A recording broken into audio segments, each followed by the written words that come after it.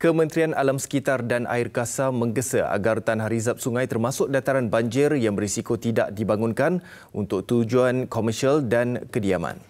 Ketua Setiausaha Kasa Datuk Seri Dr. Zaini Ujang mencadangkan rizab sungai yang berisiko banjir itu diletakkan di bawah Seksyen 62 Kanun Tanah Negara bersekali dengan Seksyen 13 Kanun Sama yang menyatakan ia boleh dibeli dan dipindah milik. Ikuti perincian Juliana Syarin.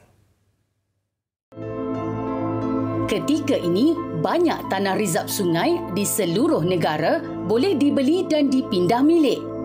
Namun jika untuk tujuan rancangan tempatan banjir, ia bukan satu masalah. Selepas itu, kita kena follow through dengan Seksyen 62. Seksyen 62 ini di bawah Kanun Tanah Negara itu mestilah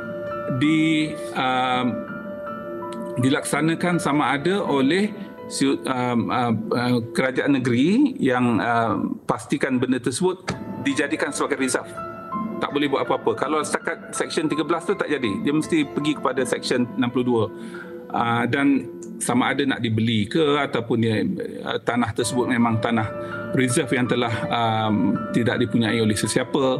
Kerajaan negeri letakkan dan ini di bawah pengendalian Setiausaha Kerajaan Negeri. Ketika ini, panjang sungai di seluruh negara mencecah 600,000 kilometer. Justru pengambilan tanah untuk rizab sungai oleh Kerajaan Persekutuan hanya boleh dilakukan di kawasan berisiko tinggi banjir, termasuk di kawasan bandar. Yang kaedah kedua ialah melalui Pesuruhjaya Tanah Persekutuan. Kita buat ukur halus, kemudian kita buat pengambilan tanah. Ini kena bayarlah. Kerajaan Persekutuan kena bayar kepada kerajaan negeri ataupun pihak yang berkaitan. Dan biasanya kerajaan Persekutuan hanya akan membeli tanah untuk direservekan sebagai reserve sungai itu jika ada projek-projek tertentu. Contohnya RTB. RTB itu kita bagi tahu. Ini reserve tanah ini. Ataupun kita ada rancangan lembangan sungai bersepadu. Mengakui berdepan cabaran untuk mengambil kembali kawasan yang sudah dibangunkan. Namun, ia perlu diteliti bagi penyelesaian jangka panjang kerana melibatkan keselamatan penduduk.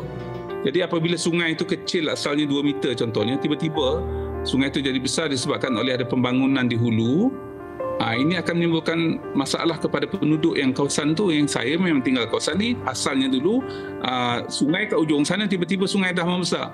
Dan tiba-tiba pula mereka diminta untuk pindah dan dibeli. Ya, ada macam-macam isu yang berkaitan dengan kemanusiaan yang perlu kita selesaikanlah. Jadi saya fikir isu ini harus dilihat dalam konteks kita lah. Dalam masalah yang kita hadapi sekarang ni, mereka yang terkesan amat itu ialah mereka yang berada dalam situasi demikian. Ya, bagaimana kita nak menanganinya dan kita kena duduk baliklah. Saya tak nak menyalahkan mana-mana pihak, tak nak memberi tanggungjawab kepada mana-mana, termasuklah dalam konteks ini sangat dalam bahasa Inggerisnya sangat rumitlah, sangat delicate, harus ditangani dengan cermat. Apapun, bermuhasabah dengan bencana yang berlaku.